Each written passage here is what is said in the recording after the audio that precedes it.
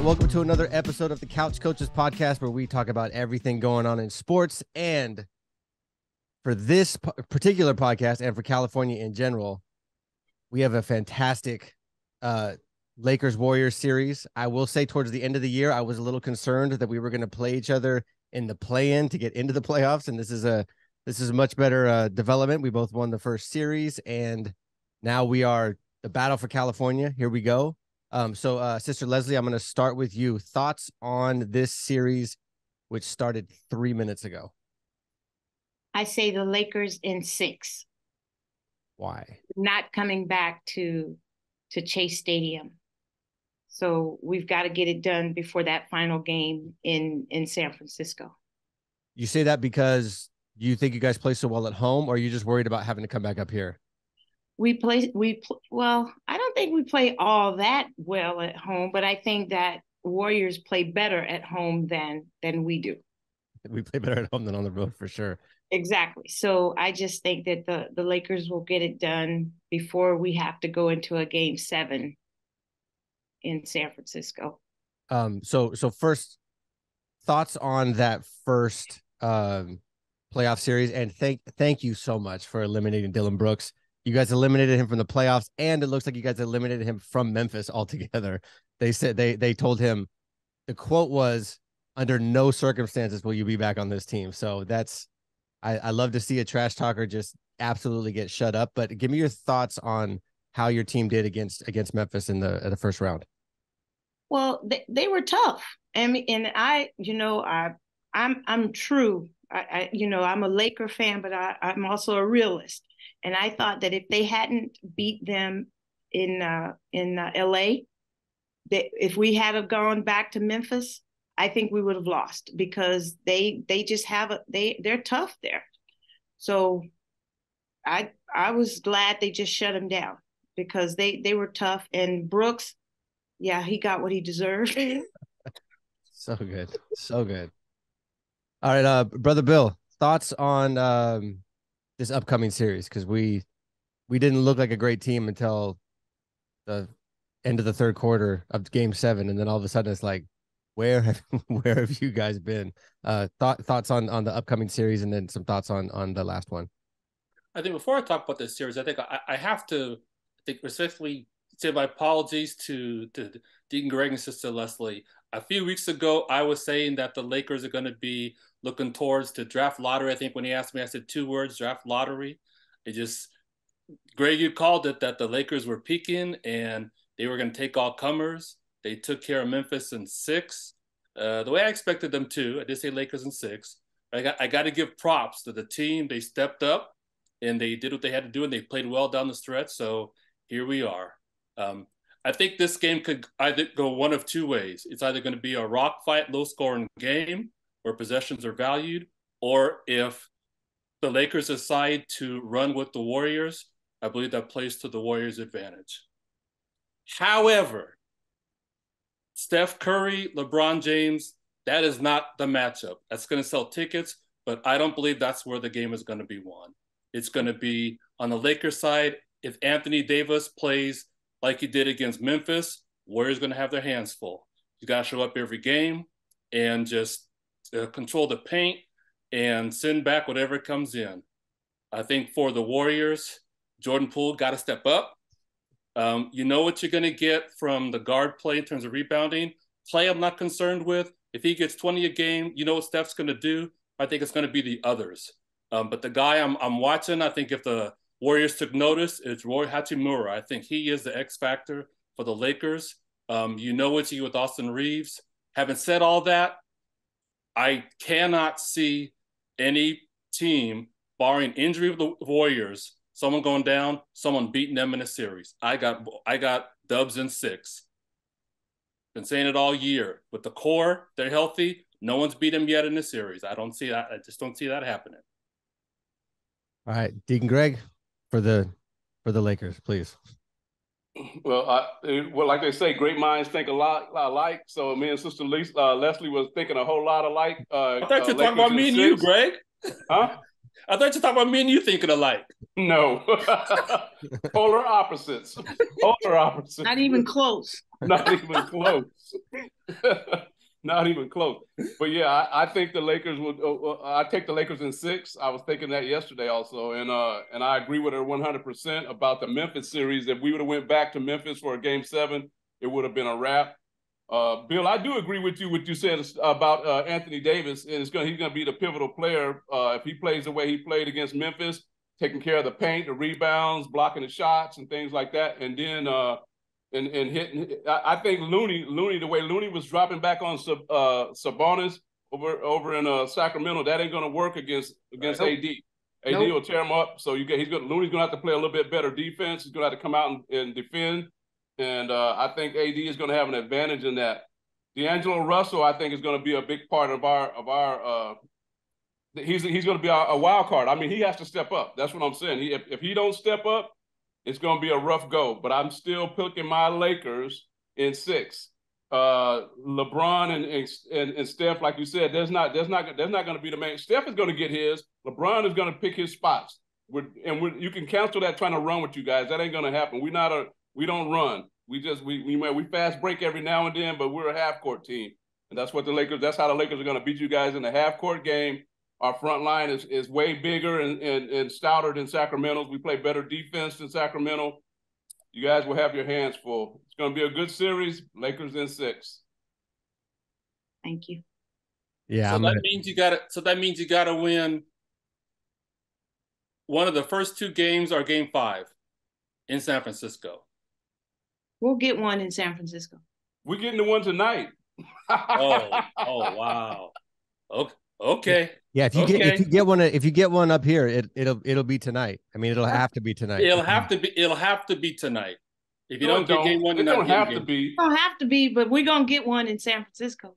This is your best chance to get one a short rest because Warriors they only had 1 day to rest. Had to travel, tough series. If you don't get it tonight, they're gonna be locked in, and you're gonna be going back to LA 0-2. And then that Dubs in 6 is going to be looking pretty because they're not going to win 4 of the next 5. That's all I'm saying. But you talk as if they had to travel, catch a plane. They just went 80 miles. It wasn't so much that it was close, but the fact that they have to play on short rest. Lakers got an extra couple of days to rest. So if you're going to get one, I mean, this is where the Lakers have the advantage in terms of rest. And if you can't take advantage of it tonight, I just don't see it in Game 2. But we'll see. That's why they play the game. Exactly. Yeah. Russell, I think in the Memphis game, he had some big threes. Mm-hmm. So I think he is going to be the X factor. I think he'll have to be. It'll be interesting to see who, in terms of matchup, who guards who. That's what I'm looking for. Yeah. Right. Who Hachimura, who they put him on. Whoever Austin Reeves has to guard, they better exploit that matchup. Sorry, Austin. I'll call it out. Call it out. Yeah, I agree with that. He's scared. His defense is pretty weak. That he's our weak link on defense. So I agree. Yeah, I think it's gonna be tough just with the size and physicality of LA. Poole has, I mean, dude, that dude is such a dud in the playoffs. It's irritating. Clay's gonna be hit and miss. He's spotty and stuff. He's got to be better than the last one. I know Sacramento did not have they weren't known for their defense, I will say, going into the playoffs, but there's like the NBA playoff juice where their defense was definitely better than it was during the regular season. Not anywhere near what the Lakers have been doing since the trade deadline. It's just our shooters are gonna have to shoot. It's gonna have to be more than Curry. And I will say, these last two playoff seasons, watching Curry, because that was the big thing. It was Curry couldn't take over a game, and watching him now, the last season for the run, and then what he did Game 7, the little dude can just take over a game, and it's pretty incredible to watch because that was kind of the thing that was the issue. And I don't know if it was a thing where he's trying to be a team player and distribute and let Clay get hot or let KD get hot, and he kind of took like the like an ancillary seat where he's just going to help distribute and get his points where he can get his points. But man, watching that dude take off and just take over a game is pretty incredible. But He's only one dude, and Looney's got to get his 20 rebounds a game or whatever he was doing this last series. Looney was unbelievable. Clay and Poole got to especially Poole, because Poole's getting paid like the next guy that's supposed to be taking over after we lose the big three, and that dude is not acting. He's not performing like it at all. He's trying too hard. Like I said, driving to the paint, AD is going to send that stuff back. He's just got to. I think what was impressed with Steph is he's learned how to take the shot that's available, and it's not always a three. They figured out how to get into the paint against the Kings, and that's what he's saying in his post game. Once they figured out what the Kings were doing defensively, they were able to find their spots, and that's why he was hitting it from all angles, penetrating. You saw just getting into the paint, bombing away of three, of course. But I think that's why I say if the Warriors take care of the ball, then I think that's the best chance. If they're throwing all over the place, 15 plus turnovers, that's trouble. And we have the a Kings coach got into foul trouble too, so that's something that's going to have to be watched. Yeah, we have the coaching advantage too, correct? I mean, we haven't even talked about coaching, have we? Give Darvin Ham his credit, right? He's coached both teams. I mean, so he knows. Yeah, the players got to play. Coaches got to coach. The players got to play. So we'll see. I think a big factor in that Sacramento series was that injury to Fox's finger, his hand. He just wasn't the same anymore after that. Wait, you see what he did in Game 6? What's that? You see what? But he did good in Game 6. He scored, but it's just he didn't ever take over like I thought. He had that killer instinct where he would just take. He wasn't exactly like Steph, but he was on Steph's heels when he take over a game. He never did get back to that level again after that injury. In Game 7, what killed them was the rebounding. That Looney, and they were getting second, third, and fourth shots off. Yep. And when he got into foul trouble in the first half, then it became more of who was going to be the next man up for the Kings. And when the Warriors were only down by 2 at halftime, I saw, Steph was kind of nodding, walking up. I said, oh, yeah, if they get control in the third quarter, it's a wrap. And that's exactly what happened. So. All right. Taking it to the East, the team I thought, and a lot of people I listened to thought was going to kind of run through this, gone. So the Bucks are gone. Are playing on fire.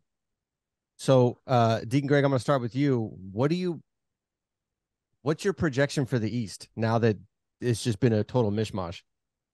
Oh man, the East is really up in the air. I thought that Boston would be the team once Milwaukee went down, but even Boston is kind of, you don't know what you're getting out of them. They're having these lapses on defense at pivotal times in the games and stuff like that. Miami they play with all kind of heart. I didn't even know Jimmy Butler was out of the game tonight, and they're still running. I'm like, what the heck? I think New York might have pulled it out. Yeah, they got him. But Miami was playing hard. So Miami, you can't sleep on Miami. And then you got Philly over there, playing without Embiid, and they won the game. So yeah.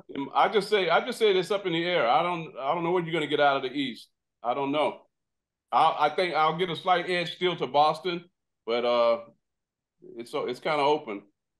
Yeah, I feel like Boston they should be that team, but pooping the bed when Embiid's out is like, what are you guys doing? Like they're just like, win the game, and you let Harden take over. Harden's averaging what, like 14 points, 15 points a game. This isn't like 6-7 years ago Harden dropping 35 a game, 40 a game.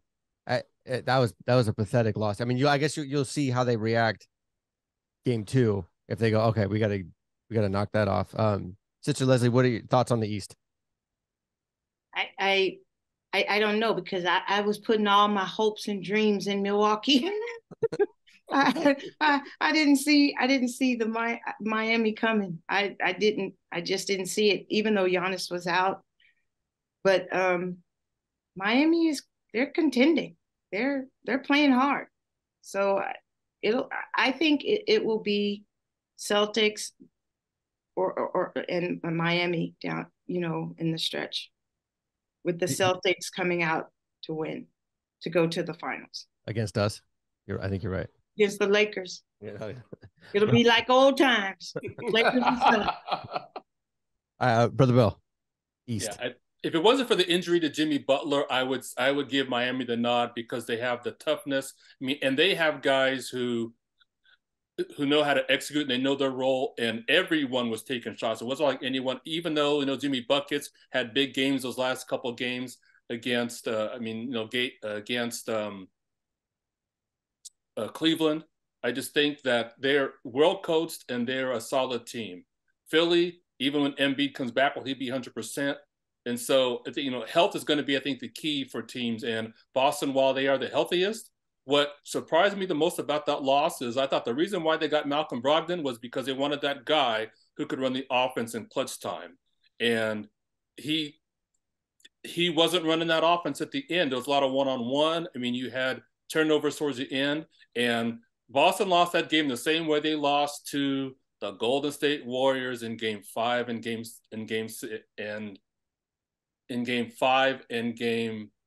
6. They didn't execute down the stretch, and that was surprising to me. Well, they won the series. They should.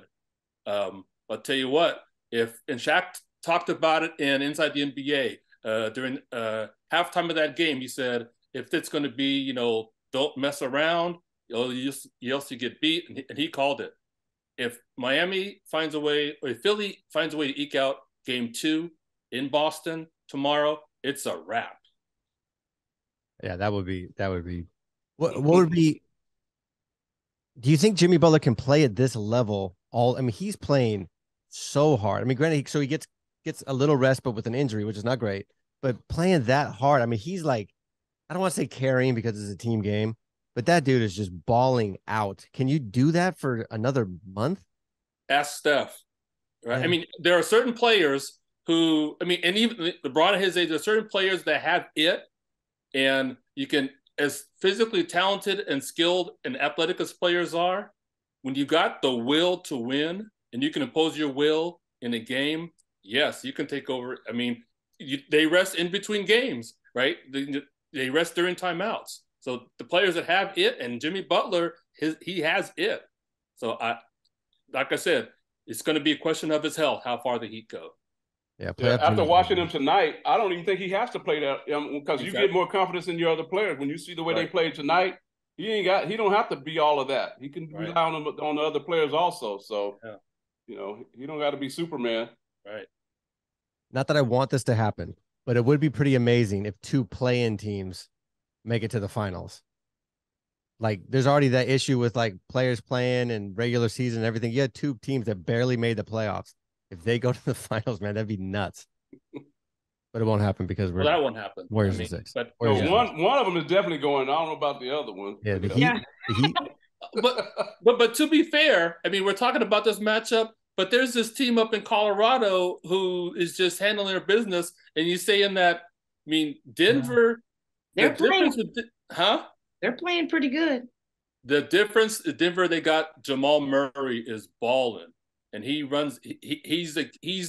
He makes that team go as talented as Joker is. So whoever, I mean, between Lakers and the Dubs, Denver is going to be a tough out. Yeah, I will say, I had to bring your attention, Bill. I think I had to bring your attention to Denver. You did when you were sleeping on them. Well, because I keep telling you about that kid out of Midi High School in San Jose. Which kid is that? Gordon. Oh, Gordon. Yep. Well, he's gotten better as an outside shooter because before he wasn't in the paint player. You remember? Yeah. And he's giving Durant all he wants with the body. He's bodying Durant up. Durant don't want none of that. Durant's like I weigh 115 pounds. Right. Durant is skinny. Yeah. Yeah, I was. So one thing that I didn't think with the Suns, speaking of the Suns, not only is Denver playing great, but one thing I wasn't like, you don't think about just the need for depth and the need to get your stars off the floor. Get them like 30, 35, 33 minutes. And the Suns don't have anybody. They traded everybody to get Durant, and Durant's got to play 42 minutes a game.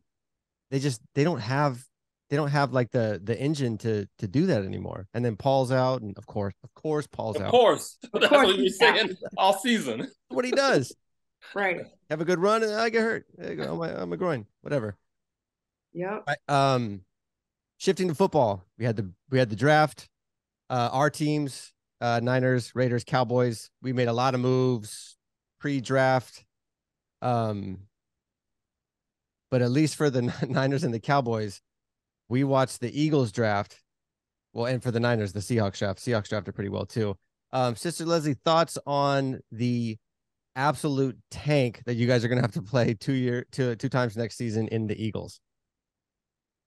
I think I was in and out watching the draft. For Dallas, the one thing I did notice is that we got a guy from San Jose State. I can't remember his name, but he was from San Jose State. He's on the defense. But to have to play the Eagles, I think, didn't they get everyone from TCU or one of the schools that was in the championship? They got a lot of good players. Their whole defense is like Georgia. Oh, Georgia. That was it. Yeah. Yeah. They got, that's it. It was from Georgia. All of the players, and I was listening to the commentators, it's like those guys have been playing together in college and they're just going to come and just add. In fact, they were saying that the Eagles should change their name to Bulldogs or something like that, but it's going to be rough. Eagles, they drafted well. Yeah, very well. Deacon Greg, thoughts on, I mean, I'm talking about the Eagles just because we're going to have to face them in the NFC Championship game, but thoughts on anything else with the draft? Well, like they got that Carter kid out of Georgia. And he was, before he got into that off field problems and stuff, he was projected to be number one. So yeah, they solidified their defensive line right off the bat with that guy. The overall draft was pretty interesting. A lot of trades going on. The Houston Texans drafted number 3 and number 4. That was pretty interesting. Two and three. Two and three. Yeah, Mm-hmm. 2 and 3. They got their quarterback, and then came back and got a linebacker or someone that So yeah, they did a great job. I like my Raiders. I like what they did. They got some defensive help. They got the edge rusher, and then they came back and got the tight end that they needed. So I was expecting them to. I wanted them to get that quarterback that no one took in the first round. What was his name? Levi. Will Levi. Will Levis. Yeah, and he was there for us. We had the 30th pick in the second round, and we could have got him, but we picked that little receiver, so that was kind of odd right there. And but anyway, we went back and got a quarterback later on. We got the kid out of Purdue, and I was looking at his highlights and stuff, and they said he's an accurate passer and stuff like that. So we'll see what happens with that. But I like what the Raiders did, and it was a lot of teams made a lot of good moves. Carolina Panthers got their quarterback, so we'll see what happens. Yeah, I'm really interested to see if and I can't think of his name, but the guy that was the OC for the Eagles, and they drafted Richardson out of Florida. Mm-hmm. He takes that dude and does what he did, does to him what he did with blanking Eagles quarterback. Hurst. Yeah. If he does with that dude's he's gonna be like the next Dayball. He's gonna be like the next quarterback whisperer, because that dude, like what's his name? Pete Carroll was saying that this may be the most athletic quarterback like that has ever gone through the draft. He just said the dude was just super impressive, is obviously a house, super fast, huge arm. Seems like a very cool guy too. It seems like a very humble, intelligent dude. If he's moldable and this dude can do to him what he did with Hurts, Colts could be the real deal. Brother Bill, thoughts on the draft? Overall, I was pleased with the Niners draft. I feel that they addressed the needs that they had to, starting with their secondary. They got the safety, Jerry Brown out of Penn State, to accompany Huff, because the other safety they have is only on a 1-year contract. So I'm not sure if he'll be back after next year. Got a couple of tight ends, because we need a better blocking tight end on our right side, as talented as drawing a blank now. Who's our star tight end? Kittle, yeah. We need another tight end. So we got this guy Latu out of Alabama, and I didn't realize this until the other day. We also got another tight end out of Oklahoma, this guy Braden Willis. I still think that it's going to be key for our running game, be able to run. And then we got a D lineman And so I think overall, We got a kicker. Sorry? We got a kicker. Yeah, of course, yeah, we got a kicker, but I think and Ronnie Bell out of Michigan, if he looks anything like he did in Michigan, I think we may have someone who can do some things on the other side of a Brandon Ayuk.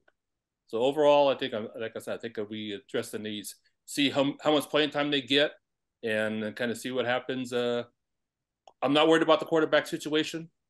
I'm just not. Just not worried about it. Not worried about it. Barring health. Why aren't you worried? Exactly.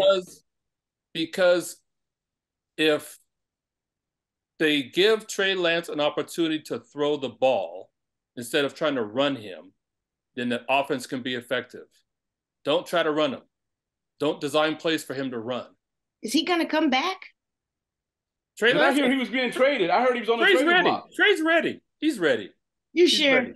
Yeah, and the reason why, because if you think about it, if you trade him away, you don't have a number 2 quarterback, right? You don't know how healthy Purdy's going to be. We got Darnold. Huh? We have Darnold. That's why we got Darnold. No. What happened to Garoppolo? Yeah. Darnold's a number 3. He's on the Raiders. What did you say, Sister Leslie? He's Greg's problem. What He's happened Greg's to problem Garoppolo? Just kidding. I'm just kidding. So, yeah. Okay. We'll have Trey come preseason. Yeah. Sister Leslie, did you guys draft running backs? Because to me that's your biggest. You guys are screwed. We did draft a running back, but I can't remember his name. And when I saw his little clip, I didn't think he was that. He didn't give me that. Oh, he's going to be good. We did. You know what, Les? I have to disagree with you. I watched his highlights, and he looked little to me. He's explosive though. He's quick. That's what you guys need. That's what you were lacking out of Zeke. He didn't have no quickness, explosiveness out of the hole. So that kid right there, I think he's going to help you guys out in your running game. He's fast. I saw him. I can't remember his name, and I was like, okay, what is he going to do? He looks scrawny. I also saw today that they're not ruling out bringing back Zeke. I saw that too, and that would be, Please do that. I was thinking to myself, this is a church program, but I still would like to slap Jerry Jones. Anyway, it's like I agree with them letting him go. I mean, but if you're going to bring him back, what is the point? This is what you guys are missing the whole point, though. Just like I just told you, you got that little fast kid. You got that fast kid. You got to be able to mix it up. Zeke can still give you the power when you need it. What your other running back is coming off of an injury. This little kid is going to come out here and give you some speed. Bring Zeke back. You don't got the big contract. He ain't got the big head no more. You're gonna be the workhorse. When we got to plow it in there, you give him the ball and let him get you that 3 yards in a cloud of dust. That's what you get from him. Yeah, I'd bring him back in a heartbeat. The Niners fans agree. I'd bring him back in a heartbeat. There's a saying: you don't drink spoiled milk. At some point, you gotta just move on and get that fresh carton out of the store. Zeke he's done. He was averaging a little over 2 yards a carry last year. You gotta let that go and move on. But you know what? I think Deacon Greg is talking about something. See, his head has shrunk now because his phone didn't ring at all. So now he's gonna go back and he's like, man, either I gotta prove myself or they're gonna eventually let me go and it's gonna be for real. So a fire might have, got underneath him. See, I'm not even looking at a fire. His whole perspective, he's not that guy anymore. But he can still get you that cloud of dust. That's what you got to have that guy. I think the Raiders should sign him. There you go. Raiders take him. Yeah, you take him. No, we don't. I'm talking about for Dallas and what he could do for Dallas. If they bring him back, they know he's a Cowboy. Well, if he's good enough for Dallas, he's good enough for the Raiders. He can back up. Who's your running back, Greg? Who's your running back? We're not talking about our Cowboys. We're talking about the Cowboys. He's a Cowboy. Yeah. Y'all don't want him. Just go and tell the truth. It's okay. Yeah, they don't want him. Yeah, the Cowboys. For a minute, I don't want him either. But anyway. I can't believe you guys didn't. That we made the wrong trades. I don't know how you guys didn't go get Hopkins. Like if the running game is going to be an issue, which it sounds like it's going to be, because Pollard's leg like fell off in January. He's not going to be back this next year. Like if he's back like late November, maybe. Like on a good. I mean, his leg was like he had the Dak break. I mean, it was awful. Ooh. So I'm sure their offensive line is going to be short up, but man, with DeAndre Hopkins just sitting out there and you guys saving some money on salary cap, I don't know how Hop is still on the Cardinals. That doesn't make any sense to me. That dude is a absolute game wrecker for whoever picks him up, because you just have to like throw it in his direction and he's going to pull it down. I thought the Cowboys were going to pick him up, and I'm so happy they didn't. Watch, now the Eagles will probably get him. Make that team even more stacked. But all right, so right now Golden State is up 21-17. It's the first quarter, so nothing matters. But I appreciate you guys joining us and cutting into the first part of this gigantic game, and we will see you next week.